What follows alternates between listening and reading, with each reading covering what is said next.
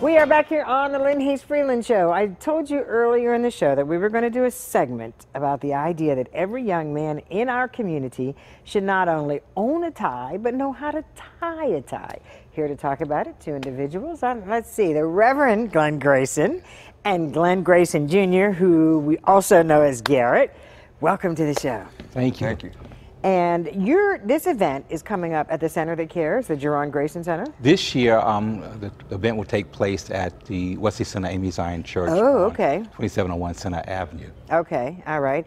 And tell me the idea behind it. I mean, I know what I have in my head as the reason behind it.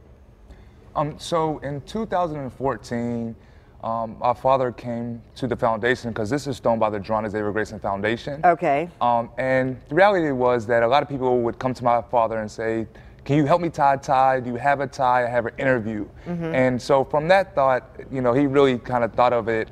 He said, why don't we have a tie for every guy? Why don't we teach young men how to tie a tie, have fellowship? And that's where it kind of sprung from. So this is our 5th year hosting a tie for every guy.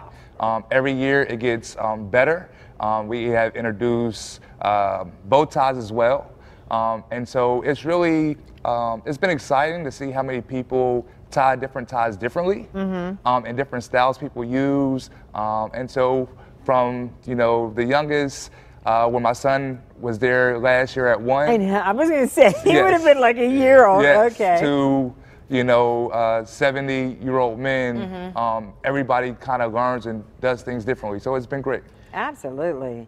So the surprise has been that realizing that so many men didn't know how to tie a tie. And it's been times even before a funeral, you're at your mom's funeral, like, I want to look really nice, and and I'm tying ties before we go into the service. So it's really, there is a need, and we do know that, you know, it's important to own a suit. It's important to know how to tie a tie when there's a need. And, you know, it's interesting because I was talking to somebody else before we did this taping, and they looked at me and they said, well, why wouldn't they know how to tie a tie? I was like, well, first of all, if dad's not around, if there's not a male figure, I couldn't teach you how to tie a tie, you know? And so there's history, there's baggage that goes along with the concept of a tie. No question. Many this generation really aren't used to even learning how to shave. I watch my dad shave. Right. And so this generation goes to the barber shop because it's kind of foreign to them, because many times dad is not in the home. But tying a tie is something I think a man should teach another man versus mom. Oh, absolutely. I really do. I think it's really a special moment.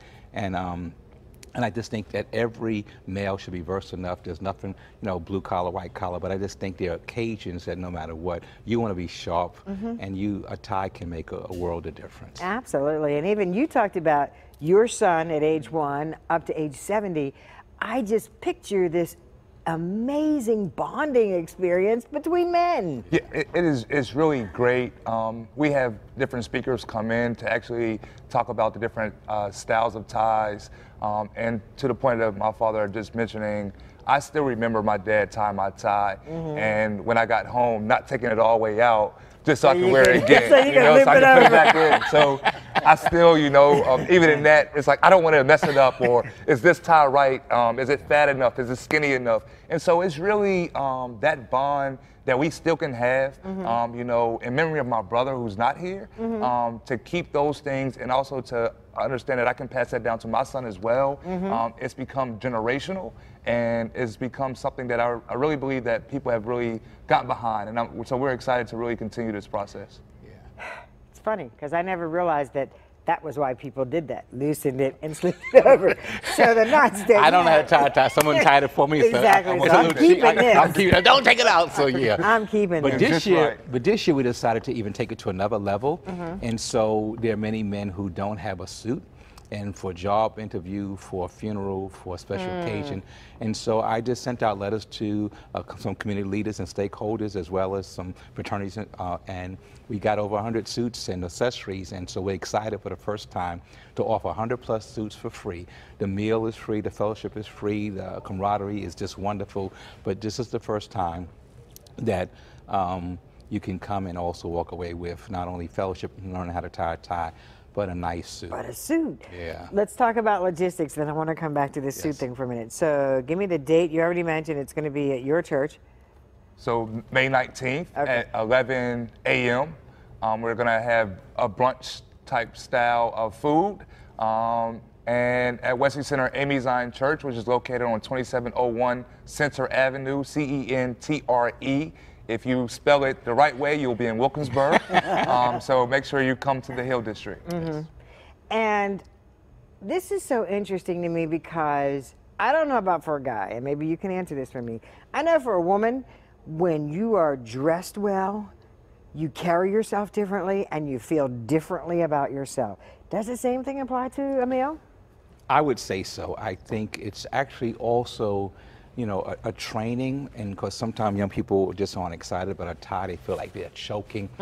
But again, we talk about exposure, and I give an example. I say, you're talking about going to the NBA, NFL. If you see them when they come out, you know, when they leave in a shirt, jacket, and a tie. So this is what you want. So, you know, we would try to make the connect. And so, yeah, and so I think it's sinking in. Yeah, they're not sagging when they come out for this press conference. No question, no question. And for me, when I'm dressed up, I feel empowered. I feel that, and when I look back at some old pictures, especially of our African American men and how they used to dress every day to go to work, it's actually powerful to see the style of suits, their cut, the hat. So it makes me reflect on where we actually came from and how some of that has been lost, and how we need to make sure that we don't lose some of the things that, you know, have been instilled and really was the fabric of our community. And you all are a perfect example, 3 generations from you to your son, now to your son. It's May 19th. Yes. Where is it at again? Wesley Center, Amy Zion Church. Behind the Preposition Act. 2701 Center Avenue in the heart of the Hill District. 11 a.m. 11 o'clock sharp, and free breakfast, free fellowship, great time, and come on out. Perfect. Thank you, gentlemen. Thank you. I'm so excited for you. We're going to take a commercial break. When we come back, we have a waiting child we'd like to introduce you to, so don't go away.